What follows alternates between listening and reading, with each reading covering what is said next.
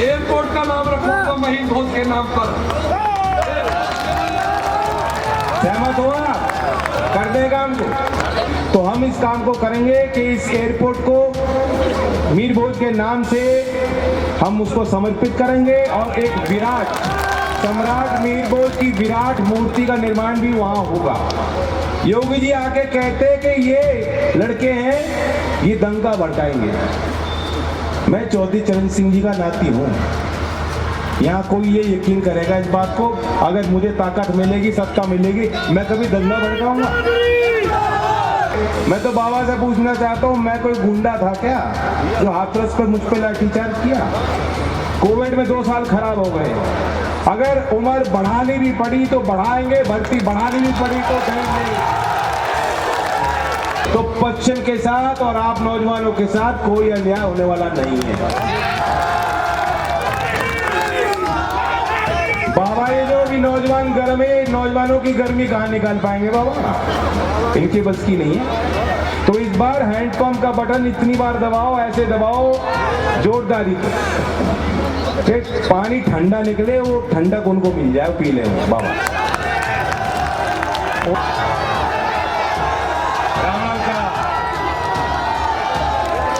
हमारे जेवर क्षेत्र के गठबंधन के प्रत्याशी श्री अवतार बढ़ाना जी, समाजवादी पार्टी के अध्यक्ष, राष्ट्रीय लोकदल के अध्यक्ष, सोहेल देव पार्टी के यहाँ जिम्मेदार साथीगण, ये बहुत ही ऐसा समय है कि हमें और आपको बहुत सोच विचार करने की जरूरत है। और जैसा मैं माहौल देख रहा हूँ मुजफ्फरनगर से आगरा तक, आज मैं आपके बीच आगरा से आ रहा हूँ। पहली सभा आगरा में थी, किरावली में, सुन लो, फिर सौंख में, फिर माट में, फिर यहाँ आपके बीच। लगातार हम लोग चल रहे हैं और सच पूछो तो आज हमारी मेहनत के कोई मोल नहीं होता। 5 साल देखना पड़ता है, जनता देखती 5 साल सरकार क्या कर रही है, विपक्ष क्या कर रही है। हम लोग सत्ता के बाहर रहे हैं कई वर्षों से। कभी चौधरी साहब के साथ आप रहे, चौधरी अजीत सिंह जी को आपने करीब से देखा। इस चुनाव में वे दोनों हमारे बीच नहीं है, लेकिन उनकी याद, उनकी पहचान आपके दिल में है। आज आपको ये सोचना चाहिए कि गांव देहात में 2 बीघे 3 बीघे का जो काश्तकार है, किसान है, अगर चौधरी साहब नहीं होते और चौधरी अजीत सिंह जी ने को आप ताकत नहीं देते, तो आज आप अपने बच्चों को फिर भी पढ़ा पा रहे हो नोएडा में, दिल्ली में। 2-3 बीघे का काश्तकार अपने बच्चों को पढ़ाने की हैसियत नहीं है। और आज आप सोचिए कि आजाद भारत में पहली ऐसी सरकार बनी जो कहने को तो बहुत मजबूत थी। यूपी में 303 विधायक, 303 राइफल, बंदूक आपने योगी जी को पकड़ा दिया और संसद में इतनी प्रचंड बहुमत भारतीय जनता पार्टी की। लेकिन पहली बार ऐसा हुआ कि सरकार इतनी मजबूत बना दी जिसके आगे जनता मजबूर हुई और 13 महीने आंदोलन चला। 13 महीने आंदोलन चलाने वालों का कोई लालच था क्या? वे कोई व्यक्तिगत लाभ या कोई फायदे को देखकर वहां सड़क पर बैठे थे?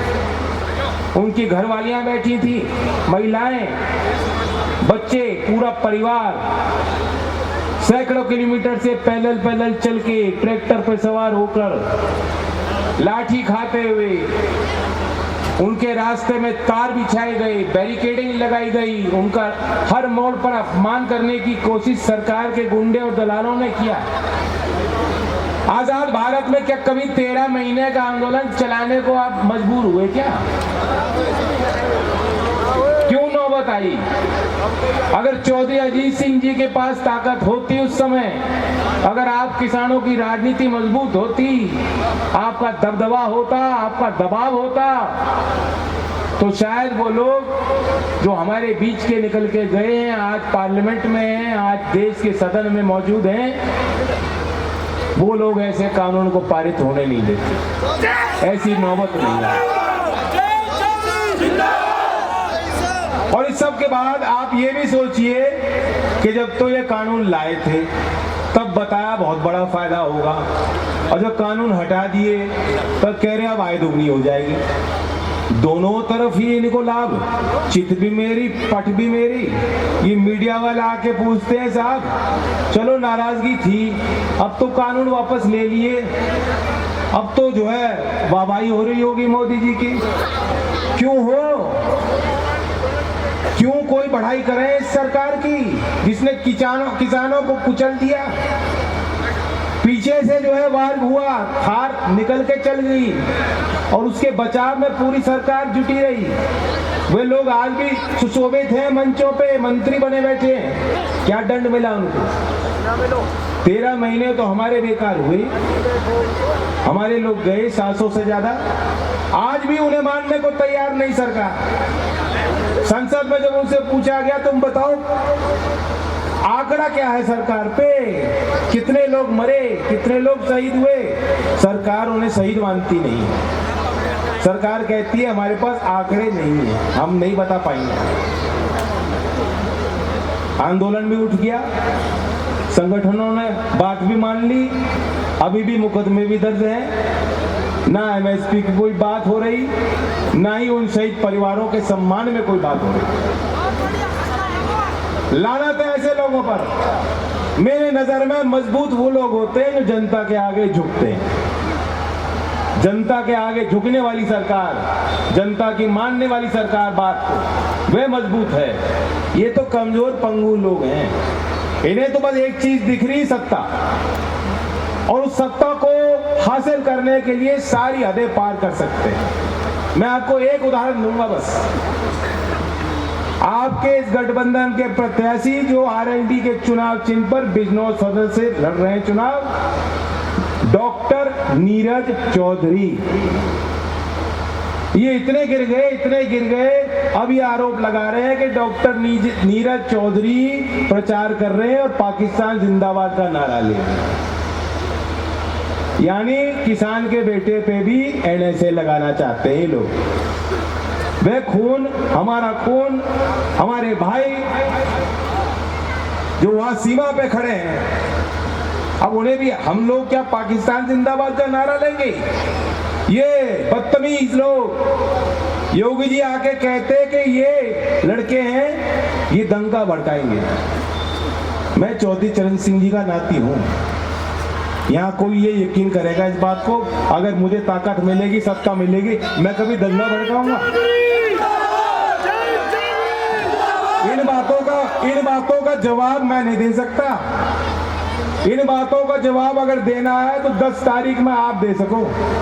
आप मेरे बड़े हो, चौधरी साहब के जाने के बाद,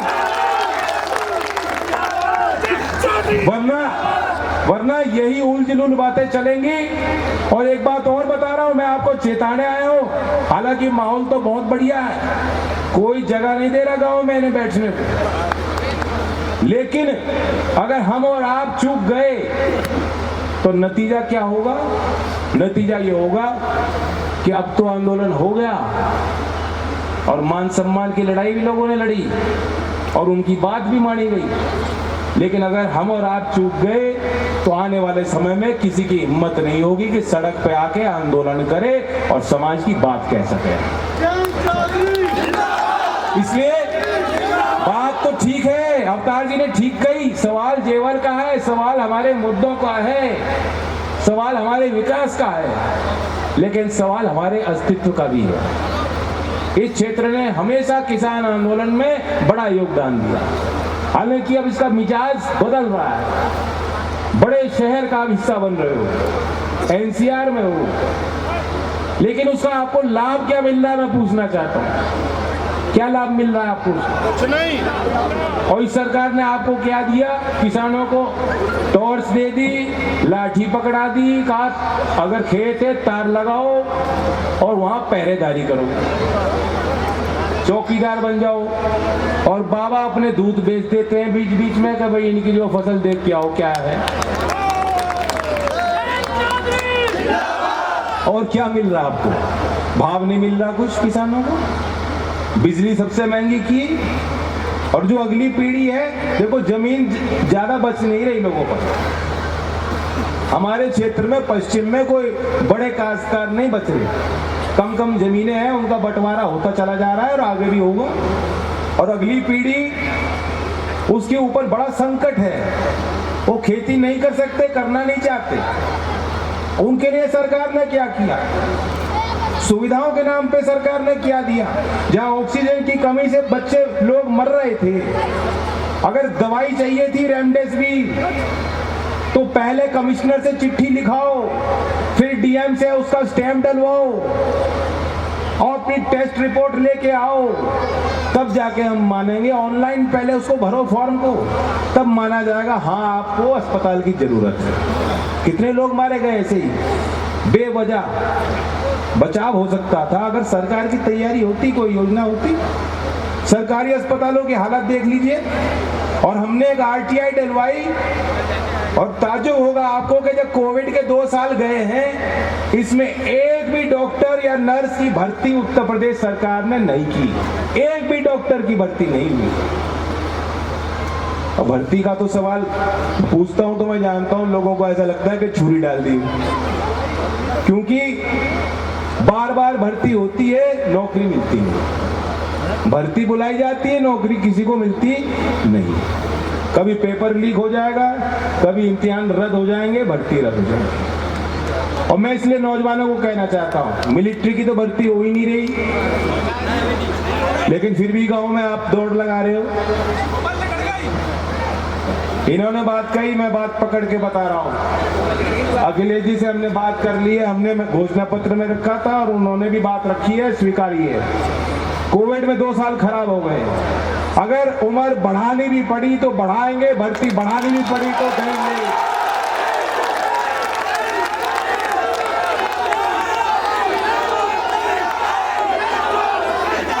ना इसके आगे ना इसको पीछे, कोई और बात मतलब की नहीं है। यही बात मतलब की है नौजवानों के लिए।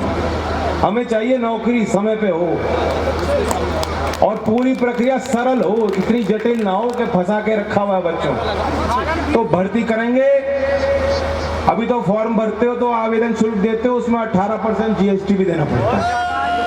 हालात इतने खराब है। और भर्ती खुलेगी, आपको बुलाया जाएगा, बरेली पे दौड़ करो और गाजीपुर में इम्तिहान दे के आओ। यही तो हो रहा है आप लोगों के साथ।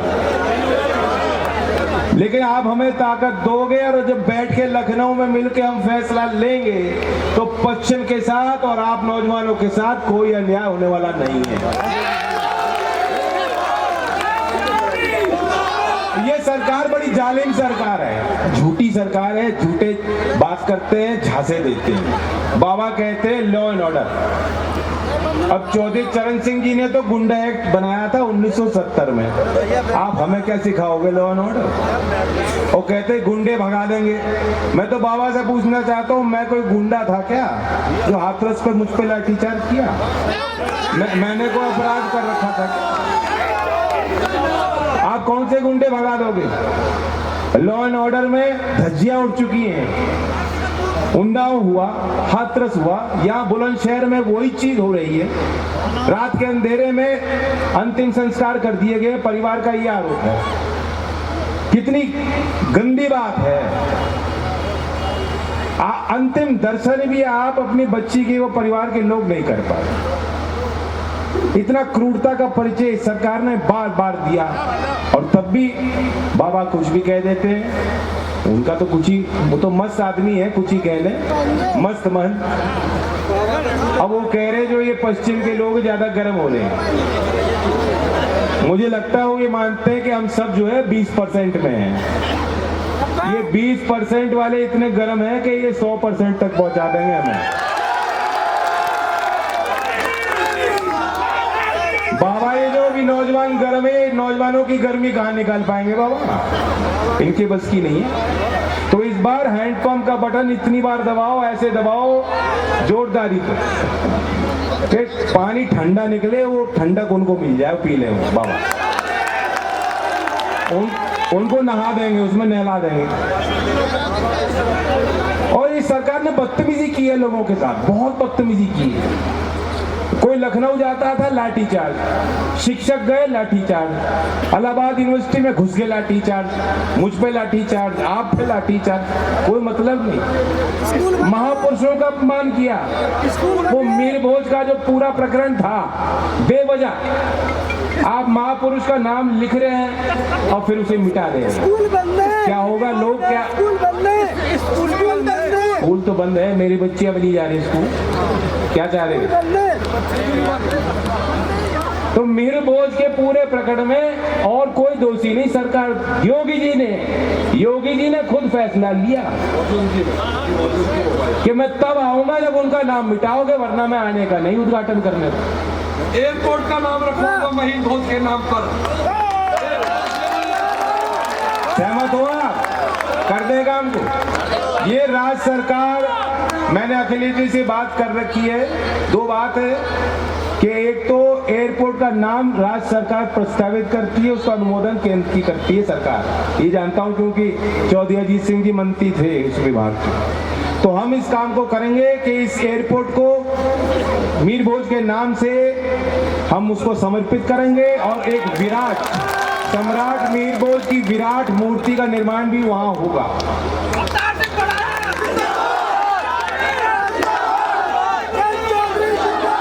और बाकी एयरपोर्ट के मसले पे तो मैं घूमता चला देख के आ रहा था कि एयरपोर्ट में कोई ईंट लगी नहीं लगी, या फिल्म सिटी में कुछ हुआ क्या? कुछ भी नहीं हुआ। लेकिन फिर भी मोदी जी उद्घाटन भी कर देंगे इन कामों का। शिलान्यास में बड़ा भव्य कार्यक्रम हुआ, लेकिन जमीन पे धरातल पे कुछ नहीं। यहाँ भूमि अधिग्रहण के भी बड़े बड़े घोटाले होते हैं, और एयरपोर्ट में भी विस्थापन की जो नीति ऐसी बनाई उन्होंने कि लोगों को, किसानों की जिनकी जमीन भी जा रही है, अभी वे भी दुखी हैं। मैं जब पिछली बार आया था यहाँ, मैं एक बात को कह गया था कि सरकार की प्राथमिकता रहेगी कि इन घोटालों का पूरा खुलासा हो, जो जिम्मेदार अधिकारी है उनके खिलाफ कार्रवाई होगी, और जो भूस्वामी, जो जमीन के मालिक थे, जिन्होंने जमीन दी है विकास कार्यों के लिए, पूरा जो उनकी मांग है उन मांगों को हम मानेंगे। बाकी मैं इतना कहूंगा, अब चौधरी अजीत सिंह जी हमारे साथ नहीं है। ये बात एक और है मेरे संज्ञान में आई, जो असंवैधानिक काम है। पक्षपात नहीं होना चाहिए। यहाँ फैक्ट्रियों में जिस तरह के बोर्ड लगाए गए कि बाहर वाले ही जो है नौकरी पाएंगे, नोएडा का आदमी मुंबई जाके नौकरी करता है। जब हरियाणा ने लोकल के लिए आरक्षण किया, मैंने उसका भी विरोध किया था। क्यों किया? कि असंवैधानिक। लेकिन उसी तरह से अगर यहाँ ये कहा जाएगा कि लोकल आदमी को नहीं रखेंगे, यह भी असंवैधानिक है। इसलिए क्षमता के अनुरूप जो आपकी क्षमता है, और यहाँ के बच्चे इतने होनहार हैं, वो लायक हैं कि अगर सही रूप से अगर प्राइवेट सेक्टर कोई एम्प्लॉयमेंट देना चाहता है तो यहाँ के बच्चे पर्याप्त। और यहाँ के लोगों ने जमीन दी है, वरना ये इंडस्ट्री कहाँ लग जाती। इसलिए इन बच्चों के साथ न्याय हो। हमारी सरकार पूरा आपको संरक्षण देगी। और बाकी मैं कहना चाहता हूँ, बाकी बातें तो ऐसी हैं, अब चौधरी अजीत सिंह जी नहीं है। बहुत सोच समझ के हमने एक फैसला लिया कि किस तरह से हम एक समीकरण बनाएं, पश्चिम से आवाज निकले और उत्तर प्रदेश में किसान और नौजवानों की खुशहाली के लिए हम सरकार बनाए। इसलिए हम और समाजवादी पार्टी और अन्य सहयोगी दल उत्तर प्रदेश की विकास की संभावनाओं को भर देने के लिए, उन संभावनाओं को पूरा करने के लिए हम संकल्पित हैं। आप आशीर्वाद दें। 10 तारीख में ये समझ के कि मैं खुद यहाँ से चुनाव लड़ रहा हूँ, उसी तरह से अवतार बढ़ाना जी को वोट करके जिताएं। यही मेरी अपील है। धन्यवाद। जय हिंद, जय भारत।